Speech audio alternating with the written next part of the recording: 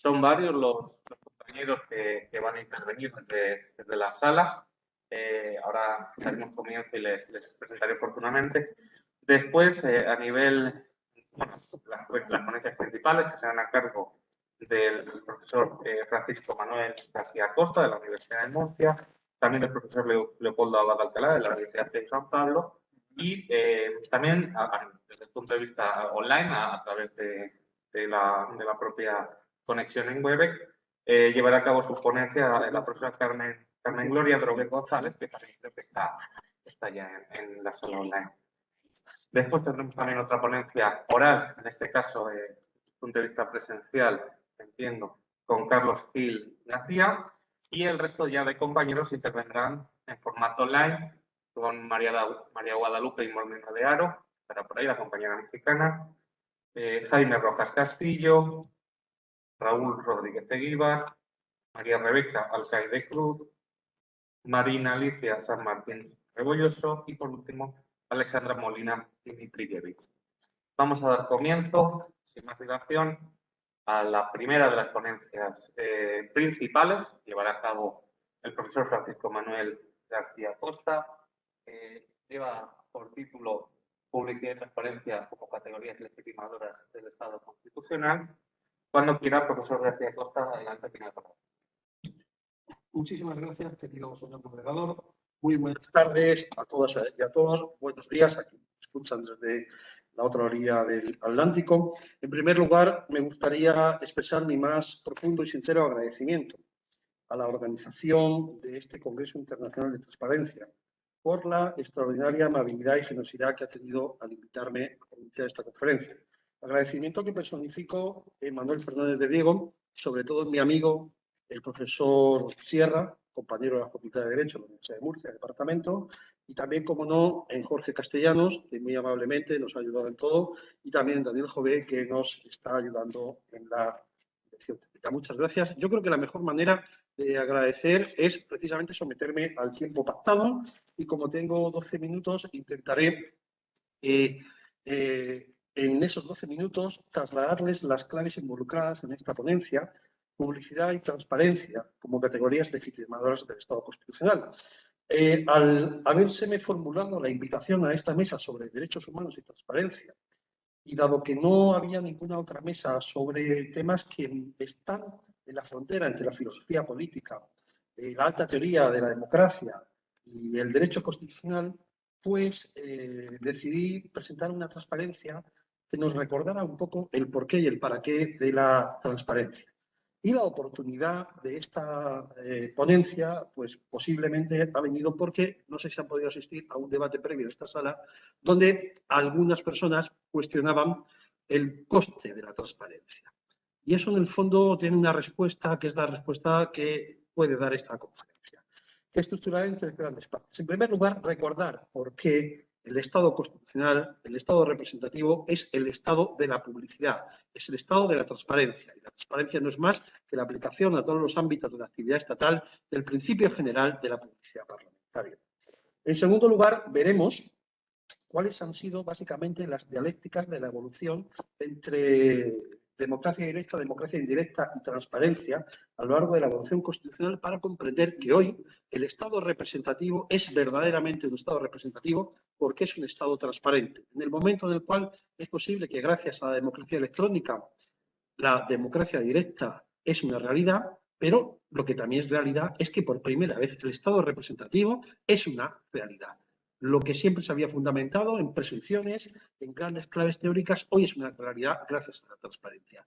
Y luego un corolario final sobre cómo la transparencia y su profundización es la clave precisamente de la profundización de la condición democrática de nuestro país, y es el contenido de una cláusula muy extraña que está en el preámbulo de la Constitución, que es la cláusula Sociedad Democrática Avanzada, que hoy se ha de interpretar como que la nación española establece su voluntad de profundizar en la condición democrática de ese país, y esa profundización no es ni más ni menos que la profundización en la condición transparente de la actividad de los poderes públicos. Y miren, el Estado constitucional, el Estado representativo, es el Estado de los parlamentos. Y como decía el gran Carl Smith, ni más ni menos que los parlamentos. La esencia del parlamentarismo es la deliberación pública de argumentos contra argumentos. El Estado burgués de derecho es un lugar en donde se realiza la discusión pública de las ideas políticas. La publicidad, como recordaba el gran Maurice Orió en sus principios de derecho público y constitucional, fue ni más ni menos que la gran aportación del constitucionalismo. Y lo que dice Orius es lo siguiente: lo que más impresiona a las gentes al instaurarse el Parlamento en un país cualquiera son los debates parlamentarios, que significan que los asuntos de gobierno, tratados en secreto hasta entonces por el Poder Ejecutivo, pueden ser discutidos a la luz pública, a plena luz. La transparencia, la publicidad fue la gran revolución y la gran aportación del Estado constitucional. Y como también recordaba Carl Smith, aparece la publicidad de la vida política como algo bueno y correcto. Y esto también lo refleja Smain, lo refleja Rice, lo refleja Constant, lo refleja Bentham. La clave del parlamentarismo, del régimen del Estado constitucional, es que las ideas se debaten precisamente públicamente. Y eso tiene una razón que no se nos olvida. Y es que en un primer momento, en los inicios del Estado constitucional, el método de integración parlamentaria se basaba en una serie de presunciones y premisas. Una de ellas es que la ley se identificaba con la verdad política. Y la única manera de alcanzar una ley, de elaborar una ley, era a través de un debate público donde los contrarios se elevaran dialécticamente hasta la contemplación del bien común de esa verdad política que era la ley. Sin debate, y además debate público, no había Parlamento. Y sin Parlamento no había Estado constitucional ni había régimen parlamentario. Y además ese debate, como les decía, no solamente tenía que ser un debate, sino que debía ser un debate público, porque existía entonces, y así lo dice en su momento Constant, en su curso de política constitucional, la esencia, la creencia de que los mandatarios no estaban autorizados, salvo en escasas excepciones, para negar a sus representados el derecho de informarse cómo manejaban sus intereses. Era un debate, pero además era un debate público, porque los representantes no estaban autorizados para negar a sus representados el derecho de informarse cómo manejaban sus intereses. Pero claro, esa publicidad era una publicidad difícil de cumplir. Y lo cierto y verdad es que, salvo quienes accedían al salón de plenos de los parlamentos, en de sesiones, no tenían un conocimiento de por qué se tomaban las decisiones con publicidad. Y hubo un momento en el cual, en la primera fase del Estado constitucional, en el cual, como ustedes bien saben, el Estado constitucional es un Estado representativo. Es un Estado representativo porque se piensa que la mejor forma de gobierno es precisamente la representativa. No se piensa que el Estado constitucional ha de ser un Estado de representantes por la impracticabilidad de la democracia, sino porque la mejor manera es un Estado de representantes. Precisamente por eso, porque son capaces de hacer la ley. Y eso se sustenta en tres grandes principios. Un principio es el principio de Benjamín Constant, es el principio de Benjamín Constant. Otro es el principio de los revolucionarios de 1791. Y otro tercer principio es el de la división racional del trabajo o de Sieyès. Esos tres principios se unieron básicamente a fundamentar, estaban orientados a fundamentar la existencia del Estado representativo como un Estado donde los representantes representaban a los representados y además podían discutir con publicidad. Y por eso, en los orígenes del Estado constitucional, nuestro Estado representativo fue, sobre todo, un Estado representativo sin instituciones de democracia directa, porque se pensaba que el mejor Estado era el de representantes, fundamentado en esos tres argumentos, que no dejaban de ser falaces, no dejaban de ser meras representaciones polémicas, porque lo cierto de verdad es que el Estado constitucional fue un Estado representativo por la propia impracticabilidad de la democracia, porque era imposible votar. Pero aquellos teóricos sostenían que no lo fue por la impracticabilidad, sino que fue precisamente por la condición democrática representativa, porque la democracia de representantes era no solamente la única posible, sino también la mejor. La segunda momento de esa dialéctica entre democracia directa y democracia indirecta se vive en la época de entreguerras, cuando a las instituciones de democracia representativa se complementen los institutos de democracia directa. Y aparecen las instituciones como la iniciativa legislativa popular, como el referéndum, etcétera, etcétera. Y el tercer momento, que es el que me importa, es ahora. Ahora también hay una redefinición de la condición de nuestro Estado constitucional. Es el Estado constitucional, gracias a las técnicas de democracia electrónica, es un Estado que por primera vez en la historia de la humanidad la democracia directa ha dejado de ser un imposible conocido. Como antes han comentado, todo se puede decidir en un móvil si aseguramos las condiciones de universalidad y de garantía de emisión del voto. Hoy, por primera vez, la democracia directa es una realidad y, desde ese punto de vista, la democracia directa puede estar llamada a sustituir a la democracia representativa. Pero cuidado, lo que de verdad es hoy una realidad no es la democracia directa, sino la democracia indirecta o representativa. Porque hoy no necesitamos que nuestro Estado de representantes se fundamenten en las mentiras de Constant, de Sieyès, de los revolucionarios del 91. Hoy cualquier ciudadano, antes lo han comentado, desde su casa, en la cama, puede meterse en Internet y leer todos los debates parlamentarios de este país desde 1810 hasta el año 2021.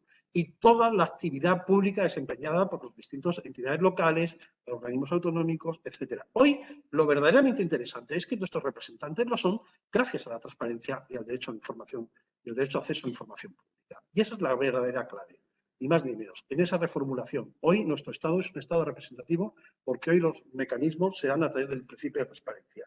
Y imbricado con esta conclusión, aprovecharé los 3 últimos momentos para hacer una derivada. Nuestra Constitución, la española de 1978, es una Constitución de un Estado de derivación liberal, un Estado constitucional.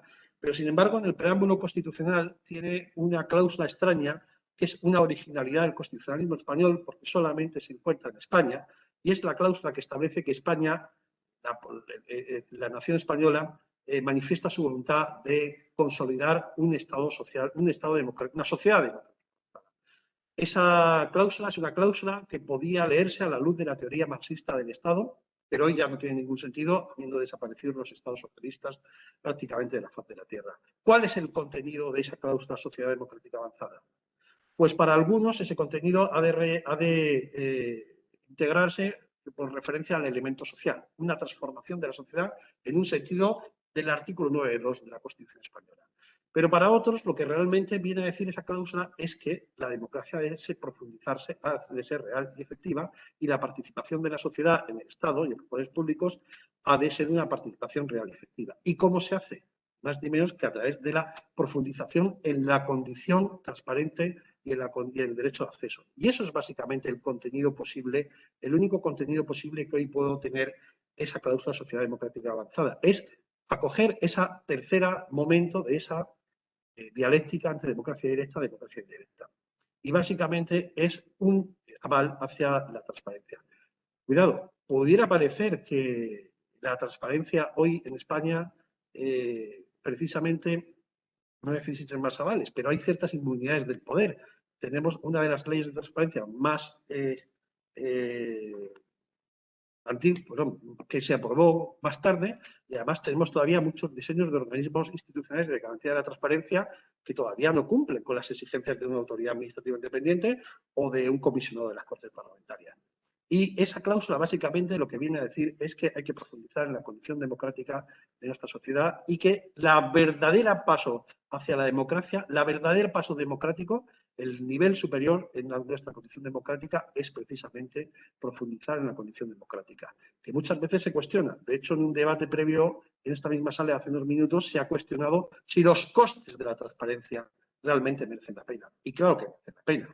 No digo que este país sea China, donde no se sabe qué ha pasado con la pandemia, porque es una dictadura donde no hay derecho a la transparencia.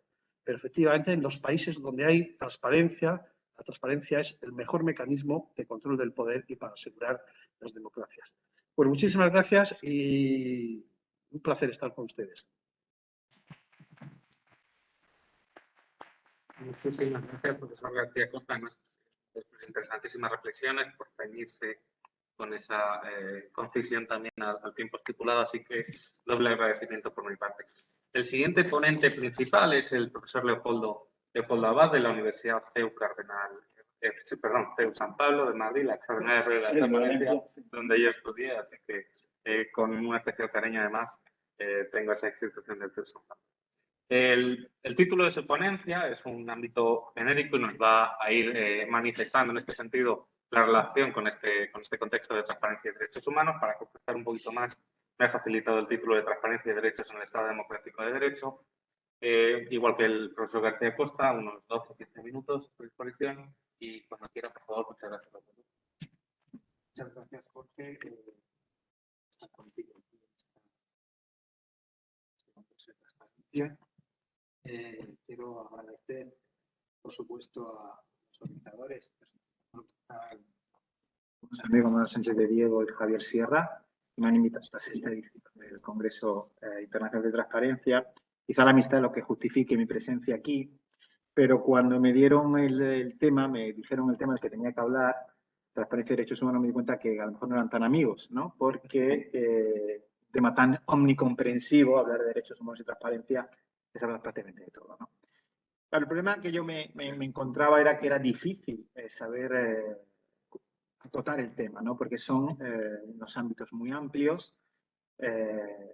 No voy a entrar en la diferenciación entre derechos humanos y derechos fundamentales, derechos humanos más vinculados al ámbito internacional, las declaraciones de derechos, esa creación de Bruce Collins internacional que podemos hablar, mientras que los derechos fundamentales están más vinculados a los ordenamientos jurídicos nacionales y a nuestra Constitución y nuestro título primero de la Constitución. Por eso no voy a entrar en esa distinción y voy a hablar de derechos en general, porque muchos de esos derechos humanos o derechos fundamentales son muy diferentes, otros no, pero es así. Entonces, la primera posibilidad de acercamiento a este tema pues, sería hablar de la regulación internacional de los derechos, ¿no? Del derecho de acceso. Pero de eso ya hablé en el primer Congreso de Transparencia y me parece de mal gusto volver a hablar de ese tema. El segundo tema es la amplitud o la similitud entre conceptos como transparencia, acceso a la información, rendición de cuentas, ¿no? Al final, lo que está detrás de la transparencia es, sobre todo, delimitar y fundamentar conceptos que tienen que ver con el derecho a conocer, con el control de la administración, con el acceso a la documentación que produce, bien sea endógena o exógenamente, ¿no? Entonces, podíamos también entrar a matizar cada uno de los tres conceptos. Es innegable la relación entre transparencia y acceso a la información. Nadie pone en duda esa vinculación, ¿no? Pero es cierto que son cosas distintas. La transparencia está más vinculada con la actividad de la administración. Lo que hace la transparencia es hacer públicos documentos que no tendría la obligación de hacer públicos, mientras que el acceso a la información es el derecho del individuo a exigir a la administración que haga público a esos ciudadanos. Esa diferencia entre transparencia proactiva y transparencia reactiva de la que tanto se habla. Esa confusión entre acceso a la información y transparencia, incluso la OCDE, una organización tan importante, la confunde, ¿no? Y habla de transparencia, que es el proceso por el cual se permite acceder a la información de las condiciones existentes para tomar decisiones y acciones de manera visible. Ese proceso de acceso está más vinculado con el acceso a la información que la transparencia. Voy a citar, eso sí, un concepto de transparencia quizá más en la esencia de lo que es la transparencia, el profesor Villoria, que es el flujo incremental de información oportuna y confiable, de carácter económico, social y político, accesible a todos los actores relevantes en el ámbito de lo público, deben permitir evaluar las evaluaciones y formar opiniones racionales y bien sustentadas, tomando como base esa información. Al final estamos un poco en la idea del marketplace of ideas del Tribunal Supremo norteamericano cuando interpreta la primera. Esa sería una vía. La otra vía, la vía fácil, yo creo, de abordar esta temática sería abordar el acceso a la información como un derecho fundamental que favorece la transparencia y así, por ejemplo, lo pone de manifiesto, pues está reconocido en órganos en relaciones internacionales como el artículo 42 de la Carta de Derechos Fundamentales de la Unión Europea, aunque en este caso vinculado a la documentación pública de la Comisión, del Consejo y del Parlamento. Pero es cierto que todas estas declaraciones de derechos que reconocen de una forma o de otra la libertad informativa, como sabemos a través de la clausula interpretativa del artículo 10 punto de la Constitución, pues son el elemento que nos hace interpretar, que nos hace completar nuestra interpretación de los derechos fundamentales. Si lo deja claro la jurisprudencia constitucional, por ejemplo, la sentencia 36 de la ley. También la importancia de la Carta de Derechos Fundamentales de la Unión Europea como cláusula interpretativa de los derechos de nuestra Constitución, también lo pone en manifiesto la ley orgánica que ratifica por parte de nuestro país el Tratado de Lisboa cuando dice que las normas relativas a los derechos fundamentales y libertades que la Constitución reconoce siempre estarán de conformidad con esa. No voy a entrar en eso, porque eso implica asumir, o partimos de la asunción de que el derecho de acceso a la información es un derecho fundamental. Muchos autores han tratado este tema y lo han explicado muy bien. El profesor Guixot, que estuvo ayer aquí, Núñez Ramos, el profesor Néstor Delgado, el profesor Lorenzo Agostino, que tenemos aquí enfrente, o uno de los directores del profesor Manuel. A mí me gusta utilizar esta frase o esta modificación de esta adagio latino que utiliza Fernando Rey, cuando el catedrático de Castellano de la Universidad de Valladolid, cuando convierte eso, todo lo que atañe a todos, por todo, debe ser aprobado, en todo lo que atañe a todos, por todos debe ser conocido. Por lo tanto, voy a obviar eso. Voy a entrar en otro ámbito que creo que es importante y sobre el que quiero trabajar, que es la interrelación entre transparencia y derechos humanos y cómo hay una relación sinalagmática entre esa transparencia y esos derechos humanos, ¿no? La idea de los derechos, en líneas generales, y en nuestro Estado, en nuestro ordenamiento jurídico, está ligada a la idea del Estado democrático de derecho, del que antes también ha hablado el profesor García Costa, ¿no? El Estado democrático, vamos a simplificar hablando de los derechos de participación, el Estado de Derecho como la ley como fundamento de respeto a los derechos fundamentales, ¿no? Yo tengo una cierta, por decirlo de alguna forma, elaboración de la importancia del Estado de Derecho y del respeto a los derechos de participación como base de la transparencia. El profesor Barrodena Morales, que es profesor de la Universidad de Murcia, en su libro, un libro clásico, escribe el Estado Social Democrático de Derecho, que está publicado en términos, cuando habla de los criterios de lo que tiene Estado de Derecho, habla de la defensa de la dignidad y libertad inherentes al ciudadano, de la limitación del poder a través del derecho, de la equilibrada distribución de poder y de la primacía de la ley como expresión de la voluntad popular. Todo ello está vinculado de forma directa o indirecta a la transparencia.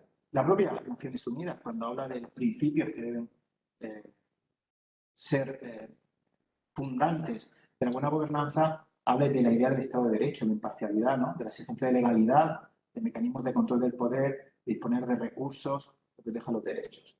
Y bueno, también la idea del Estado democrático tiene que ver y mucho con la idea de transparencia, ¿no? El concepto de democracia participativa y pluralista tiene que recordar quizá una idea procedimental de la democracia que yo creo que está un poco en la línea de lo que exponía mi compañero en la mesa, el profesor Costa. La transparencia es el marco en que las instituciones estatales posibilitan o permiten la conciencia informada del ciudadano, quien puede tomar decisiones sobre esos asuntos que le conciernen y, por lo tanto, sea real esa participación del ciudadano que reconoce nuestra Constitución. La transparencia no es la novedad. La transparencia no es una novedad en los ordenamientos jurídicos, ¿no? Lo que es una novedad es intentar que esa información llegue a todos los ciudadanos de forma comprensible, ¿no? Y aquí, bueno, pues hay un tema sobre el que yo trabajo que tiene que ver con la exclusión tecnológica y que creo que sería otra cuestión sobre la reflexión. Por ir, porque nos ponemos a hablar y al final por intentar ir concluyendo y por entrar en temas más concretos, yo recibí hablar de cómo determinados derechos favorecen la transparencia y cómo la transparencia favorece a determinados derechos, que al final es la esencia de lo que se quiere plantear. Está claro que el derecho a la información, la libertad de expresión y el derecho al acceso a la información son garantes o son mecanismos para lograr la transparencia, pero también el derecho a asociación, reunión y manifestación, como muestra de una sociedad civil fuerte, son claves para que se pueda exigir esa transparencia. La idea también de otro derecho que también está en la base de esa exigencia de transparencia es el derecho de petición del artículo 29, un derecho que ya el Bill of Rights de 1669 se relaciona. Bueno, la ley de derecho de petición del año 2011 va en esa línea. Y, por supuesto, creo que un derecho que está en la base de todos los derechos, que es el derecho a la educación, ¿no? Pero quizá tan importante como la importancia de los derechos para la transparencia, la importancia de la transparencia en determinados derechos. Como la transparencia coadyuva a que determinados derechos puedan desarrollarse y puedan ejercitarse en toda su dimensión. Primero, el derecho a la información y libertad de expresión, varios temas, el tema de la transparencia y la propiedad de los medios, creo que eso es trascendental, saber quién está detrás de cada medio. Vinculado con eso, el tema de la concentración de medios, la concentración en que se está atacando de una perspectiva, yo creo, muy económica y no de una perspectiva de la trascendencia de la libertad de información en un sistema democrático. La transparencia de la publicidad institucional. Ayer, el domingo, comía con una miembro del Partido Popular y decía que ellos tienen el problema de que no tienen derecho institucional para hacer publicidad y que luchar contra la publicidad institucional es muy complicado, ¿no? Pero yo le criticaba la falta de visibilidad, ¿no? Y me decía eso, ¿no?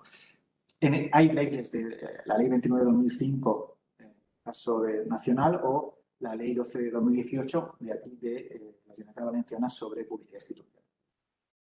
El derecho de reunión, de asociación y manifestación, una necesidad de que se hagan públicos, así que establece la ley, los órganos rectores y los estatutos, creo que es importante.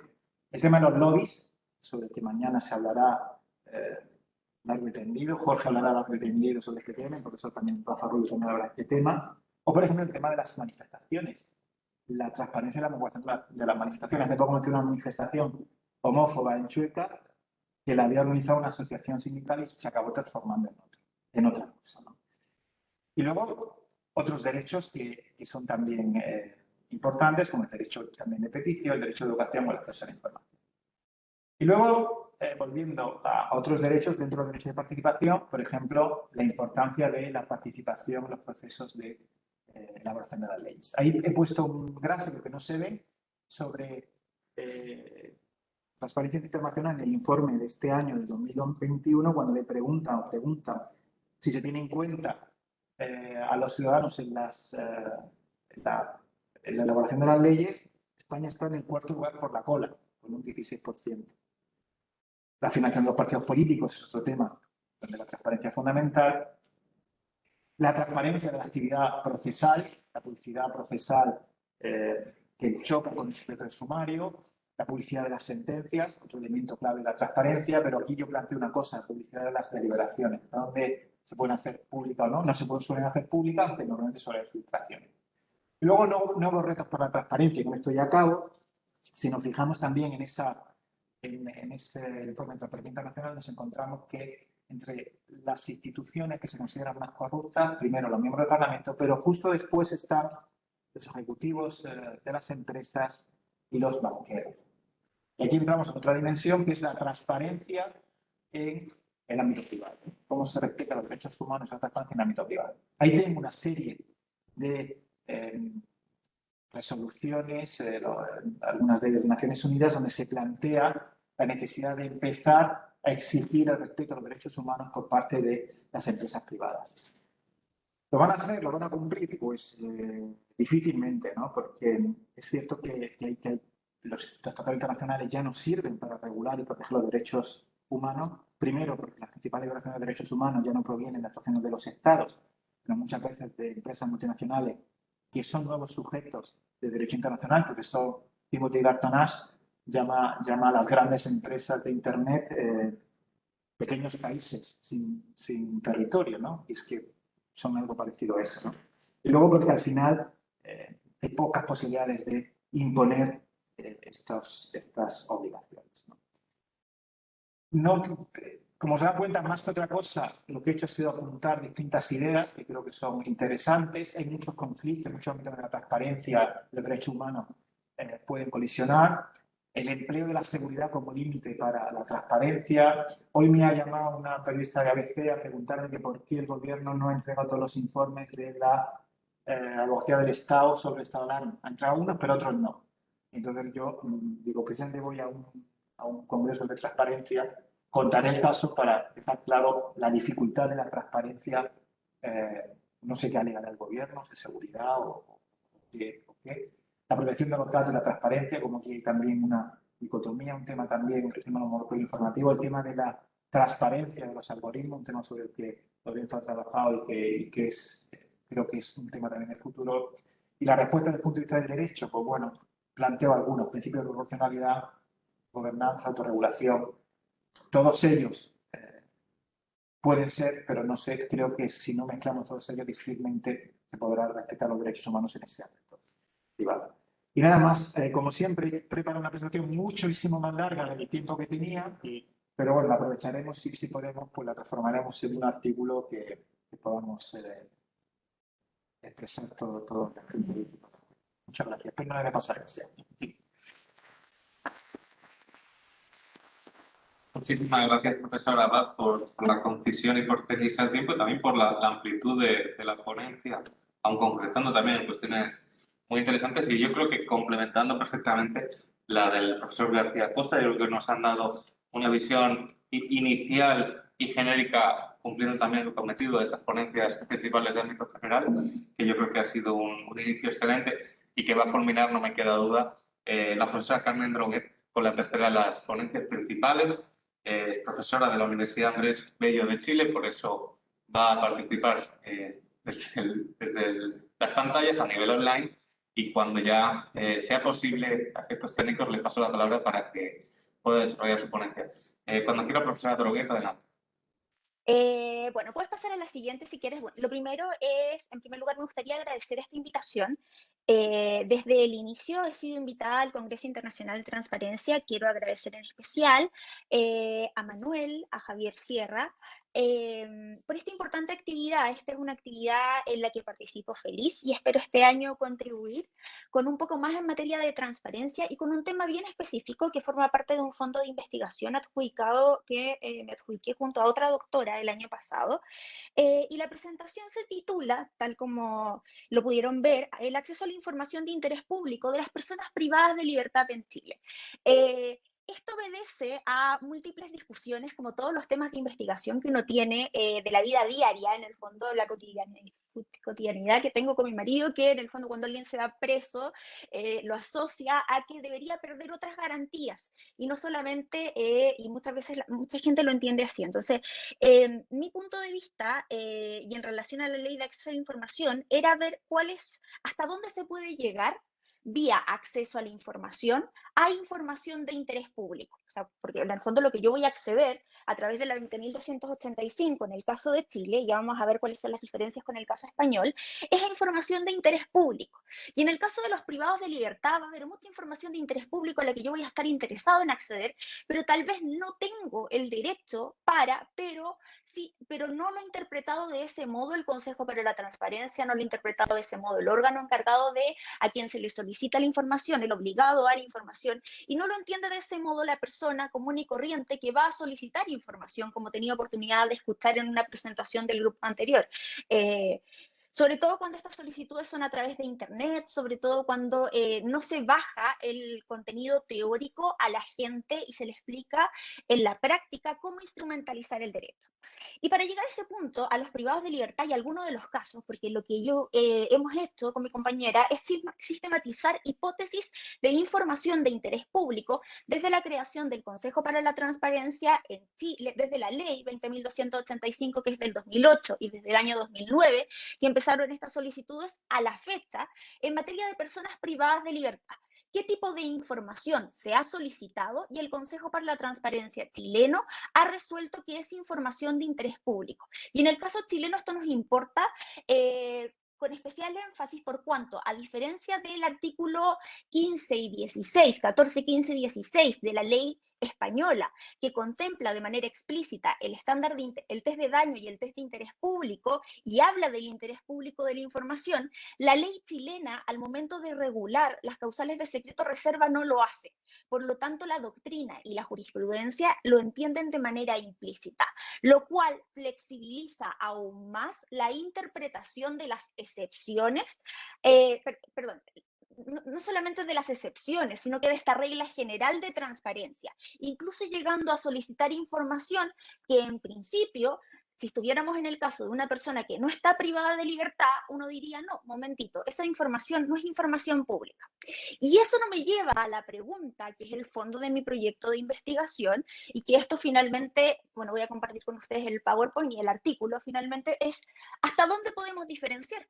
Porque tal vez por aplicar una ley y un derecho fundamental desde mi punto de vista, como es el derecho de acceso a la información, estamos infringiendo otra garantía, que es la igualdad. ¿Ok? Podemos seguir a la siguiente. Podemos avanzar con la otra. Y para eso vamos a ir viendo distintos temas. El primer aspecto a destacar en esta como conversación, en el fondo, es el hecho de que ya a partir de mucho tiempo sabemos que una de las formas a través de las cuales donde se materializa el principio de transparencia es el derecho de acceso a la información pública, y este derecho es una herramienta que se ajusta a lo que se espera de una sociedad democrática y que va a demandar no solamente el reconocimiento jurídico del derecho de acceso, sea a nivel constitucional, como lo tienen algunos países como México, como Sudáfrica, como Portugal, o sea a nivel legal y constitucional, desde mi punto de vista al menos, como derecho implícito y configurado legalmente, como sería el caso chileno. Y la configuración actual del derecho de acceso a la información en Chile se encuentra dada, porque no es que lo establezca, sino que vino a mejorar la regulación con la ley 20.285 del año 2008. ¿Qué es lo que hace esta ley? Al igual que la ley española, establece como regla general la transparencia y como excepción el secreto o reserva en ciertos casos. Esta ley no es una creación, no es algo nuevo que se le ocurrió a Chile, porque si en el fondo nos podemos retomar o retroceder hasta 1700. Y si avanzamos un poco más, tenemos la Declaración Universal, el Pacto Internacional, la Convención Americana, la Convención Africana, el Convenio Europeo, que ya reproducen o contienen normas a partir de las cuales yo puedo entender que se estaría reconociendo este derecho. ¿Ya? Lo importante es que en Chile, al igual que en otros países, no se reconoce con carácter absoluto este derecho. Un segundo punto a destacar es que de lo que hablamos, cuando hablamos de acceso, de derecho de acceso a la información, de lo que hablamos es de un derecho fundamental, al menos desde mi punto de vista es un derecho fundamental. Yo sé que en España, como en Chile, existe la discusión doctrinaria, pero para mí, porque en el fondo no existe un reconocimiento como tal de manera explícita, pero para mí la libertad de información comprende las facultades de investigar, recibir y difundir informaciones, refiriéndose el derecho de acceso principalmente a la facultad de investigar y de acceder a fuentes de la información. Se aproxima a la facultad de investigar y pasa a integrar el contenido esencial de este derecho fundamental. ¿Por qué? Porque sin dicha facultad se bloquearía el derecho de la libertad de información. Y esa es la idea que se encuentra detrás de estas declaraciones o de estos instrumentos internacionales. Ello, aun cuando no ha sido incorporado de manera expresa. Un tercer aspecto, podemos avanzar a la siguiente, a destacar, antes de llegar al tema de los privados de información, es que entre todos los derechos fundamentales, son todos importantes, pero a mí nos va a interesar en especial este derecho de acceso a la información, y que como señalaba el doctor en la presentación anterior, muchas veces se relaciona con otros derechos, hay autores que lo confunden con otros derechos que no entienden reconocidos, por ejemplo, en el derecho de petición, pero el derecho de acceso a la información para mí es un derecho que entre todos los derechos nos importa porque es una vía hacia la transparencia y con ello que combate la corrupción. Y tal como señalaba uno de los ponentes anteriores, la transparencia cuesta, es cara, pero la corrupción también es cara, también implica costos. Y eso lo vamos a ver más adelante en unos gráficos. Pero fundamentalmente es tan importante porque no solamente protege un interés individual, como lo ha señalado la Corte Interamericana y en sentencias ya desde Claude Reyes, sino que también protege un interés colectivo, que es la formación de una opinión pública libre. ¿Ya? La posibilidad de comunicarse de forma libre en una sociedad es un elemento estructural de un modelo democrático. Si no existe ese elemento, no podemos hablar de una democracia. Y sirve para la personalidad del sujeto. ¿Por qué? Porque va a servir como un mecanismo para controlar la actuación de las autoridades.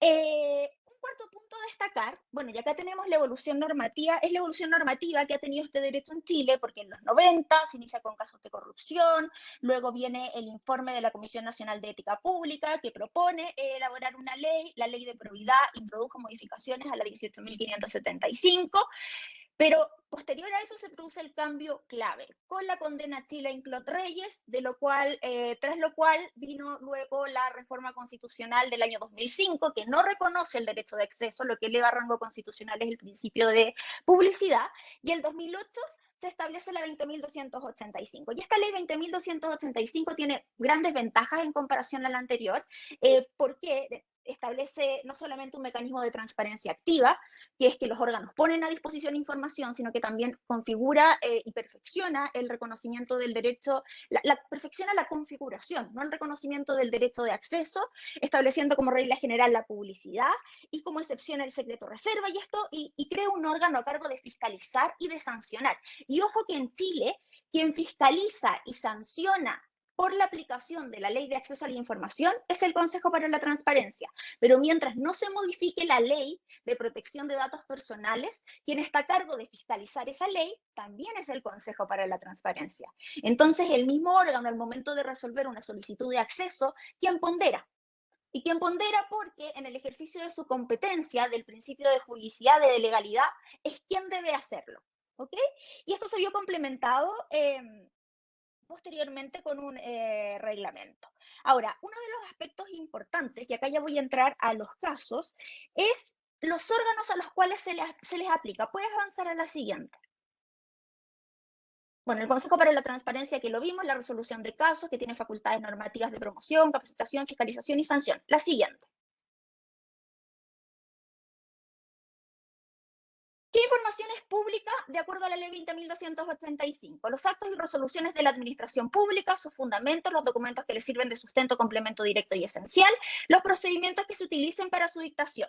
Pero además, y esto lo agrega el artículo 10, y esto ha sido objeto también de inaplicabilidades por inconstitucionalidades ante el Tribunal Constitucional, es la información que haya sido elaborada con presupuesto público y toda otra información que obre en poder de la administración pública. Ella va a ser la regla general, salvo las excepciones que la misma norma establece. Por lo tanto, van a existir dos criterios claros y definidos para establecer qué información es pública. Por un lado, su elaboración con presupuesto público, y por otro lado, que obre en poder de los órganos de la administración, en este caso sin importar su procedencia, pues la ley no distingue. Vamos a la siguiente. Ahora, ¿cuáles son las causales de secreto o reserva que puede invocar el órgano? Es cuando la publicidad o comunicación afecte, y ahí es donde la doctrina y la jurisprudencia entienden que estaría comprendido y estaría la facultad que tienen los órganos para aplicar el test de daño, el test de interés público, y para ponderar, en el fondo, el cumplimiento de las funciones del órgano, que es la causal más utilizada, los derechos de las personas, donde encontramos la protección de la vida privada, los datos comerciales, la seguridad de la nación, el interés nacional y las demás que se fijan por una ley de quórum calificado, que este es el caso de la Ley de Protección de Datos Personales en Chile. Y también opera, al igual que en España, el tema de la gratuidad como principio. Vamos a la siguiente. Ahora, una de las críticas que se le hace, la siguiente, este es el procedimiento para solicitar acceso a la información. La siguiente. Una de las críticas que se le hace bueno, esta ley nos ha permitido, por supuesto, saber en el fondo y en el último tiempo en Chile, ver el tema de los regalos a terceros, consultar por el pago de servicios que no son gastos reservados, consultar por el pago de funcionarios obligados a la ley que han financiado vacaciones familiares con fondos del Estado, compras de autos y departamentos de altos oficiales, pero también nos ha servido para saber, por transparencia activa, cuál es la dotación, por transparencia pasiva, cuáles son los cursos que realizan los funcionarios públicos, cuáles son sus salarios, cuáles viajes realizan por trabajo y los registros de asistencia. Vamos a la que viene después. Ahora, uno de los problemas que tiene esta ley, al igual que en otros países, es el sujeto obligado, porque por regla general, a quien se le solicita y quien resulta ser el sujeto obligado, y con esto en el fondo es como echa la ley, echa la trampa, es la administración. Y dentro de esta administración, el tema de esta charla es un sujeto en particular, que es el Ministerio de Justicia, del cual depende Gendarmería, y en el fondo de quien están sujetos y a qué órgano al cual se le va a solicitar información de los privados de libertad. En los casos desde el año 2009 a la fecha, es posible concluir que en Chile determinados antecedentes de personas que son condenadas por delitos e información vinculada a su condena es información de interés público y las personas tienen derecho a solicitar su acceso, porque el órgano no está obligado a publicarla por transparencia activa. ¿Y qué fue lo que hicimos? Fue que la clasificamos, la subdividimos en grupos. Y podemos tener, y les voy a ir dando, porque lo más interesante de esto, y que yo creo que puede dar lugar en el fondo a un cuestionamiento de cuál es el estándar con el que voy a medir a los privados de libertad en materia de acceso a la información y cuál es el estándar con el que yo voy a medir a los no privados de libertad respecto a esta misma información. Y lo más interesante de esto es el fundamento. Ahora, en general, El primer grupo, o el primer tipo de información, si la agrupamos, es el interés público que el Consejo ha declarado existiría en el nombre y cédula de identidad de las personas condenadas por delitos de connotación social. Acá en el año 2017, por ejemplo, una persona solicitó en Gendarmería que le identificara el nombre de las personas condenadas por delitos de mayor connotación social. Gendarmería responde a dicho requerimiento, pero entrega parcialmente la información y no indica el nombre completo, no indica la cédula de identidad y no indica el domicilio. ¿Y qué es lo que hace esta persona? Presenta un amparo ante el Consejo para la Transparencia y el Consejo para la Transparencia, al momento de resolver, dice que el nombre y cédula de identidad de estas personas, de los privados de libertad, son información de interés público. ¿Por qué? Por cuanto el nombre y apellido con el número de cédula, que el DNI, permite identificar e individualizar con exactitud a la persona condenada en el caso concreto, evitando que esta persona se confunda por alcance de nombre que pueda originarse. O sea, ese es el argumento para decir, no, en el caso de una persona que no está privada de libertad, el RUT es un dato personal, pero en el caso de un privado de libertad, se puede acceder a esa información. El segundo caso de información a partir del análisis de la jurisprudencia es el interés público de las resoluciones que conceden libertad condicional a los internos de los centros de cumplimiento penitenciario. Y acá esto se origina, o el principal fallo, el más interesante, es uno del año 2011, donde la periodista Mónica González, en representación de la Fundación de Centro de Investigación Periodística CIPER, solicita a la Subsecretaría de Justicia copia de la resolución por medio de la cual le otorgó la libertad a internos del Centro Penal Punta Peuco. Acá se le comunica a los terceros la solicitud, los terceros se niegan y se le deniega el acceso a la información a Mónica González y ella deduce amparo. Hay una norma que conforme a la cual que se aplica y que aplica el consejo, que dice que la información, cuando yo no, por aplicación de la Ley de Protección de Datos Personales, si la sanción o la condena está cumplida o prescrita, esa información no se tiene que entregar. ¿Y qué es lo que dice el Consejo para la Transparencia? ¿Sabe qué? Esta información yo la tengo que presumir pública, pero aún así, aun cuando la presuma pública, voy a analizar si en este caso sería protegible por afectar algún derecho en atención al artículo 21. ¿Y qué es lo que concluye el Consejo para la Transparencia? Que aun cuando se afecten derechos fundamentales como el derecho a la vida privada de los internos, se tiene que ceder, ese derecho tiene que ceder frente al interés público envuelto en la publicidad de los actos administrativos requeridos como vía para el control social respecto de los fundamentos bajo los cuales se les otorgó beneficio. Y ahí encontramos la finalidad de la ley, pero la finalidad de la ley ¿a qué costo? Al costo de no solamente hacer una distinción adicional y de, en cierto de que se presente la eventualidad de afectar un derecho fundamental de un sujeto por estar en una situación en particular. Un tercer tipo de caso es la situación penitenciaria y las remuneraciones. Acá en el año 2015, un señor le solicita a Gendarmería que le informe la situación penitenciaria de quienes fueron beneficiados con el cumplimiento de condena en un determinado centro de estudio de trabajo y las remuneraciones o cancelación mensual. Y acá el Consejo para la Transparencia dice hay que distinguir. Si esa remuneración la pagaron privados, no se puede entregar, porque son datos económicos, es información protegida por la Ley de Protección de Datos Personales. Pero en el caso de que la remuneración la realice Gendarmería, sí, porque esas platas son públicas. Y nuevamente encontramos el elemento de control. Un cuarto caso es cuando se pide que se ha resuelto el interés público en la información que dice relación con el recinto penitenciario en que los internos cumplen condena y la fecha a partir de la cual ellos pueden disponer de beneficios. Acá se solicitó la información a Gendarmería y Gendarmería le comunicó a los terceros ejercieron su derecho de oposición, no se entregó la información y se dedujo el amparo. Y acá el Consejo para la Transparencia tenía norma, porque acá dijo no, saben que acá no solamente puede la persona pedir esa información, sino que es un deber de Gendarmería entregarla, porque de acuerdo a la Constitución, al momento de regular la libertad ambulatoria en el 19 número 7, señala que los encargados de las prisiones no pueden recibir en ellas a nadie en calidad de arrestado, detenido, procesado, preso, sin dejar constancia de la orden correspondiente. Y este es un tema que se dio a propósito del estallido social en Chile también cuando se pedía el registro de los detenidos.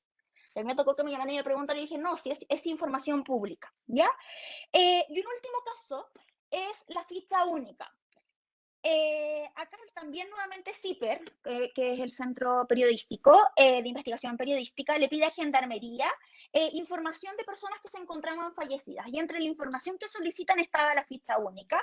El Consejo para la Transparencia resuelve que al estar fallecidas estas personas no gozan de protección de datos personales, pero lo que más llama la atención es que accede a la entrega de la ficha única. Y en esa ficha única forma parte de esa ficha no solamente datos relativos a la sentencia, al extracto de filiación, a documentos personales, a escritos o peticiones de autoridad, sino que también referentes al entorno familiar y social de un interno, las fichas clínicas de un interno y otros. Y uno nos lleva a preguntar si en el caso de una persona que no estuviera privada de libertad, ¿se podría acceder a esa información? Eso. La siguiente, por favor. Bueno, y estos son algunos números que están publicados en la página del Consejo para la Transparencia, de ahí fueron extraídos el número de solicitudes ingresadas al 2019, 2018. Avanza la siguiente, por favor. Porque si nos fijamos, a Gendarmería 665 solicitudes, por lo tanto es un alto número de casos de solicitudes que se formulan a Gendarmería, sobre todo a propósito del periodismo de investigación. O sea, me quedó más que claro al momento de revisar la jurisprudencia y sobre todo el caso de los privados de libertad, que la mayoría eran por parte de periodistas. Y la mayoría decía relación para saber en el fondo el control del gasto público. Vamos a la siguiente, vamos a las conclusiones. Estos son los casos que se judicializan, algunos números. Vamos a la siguiente.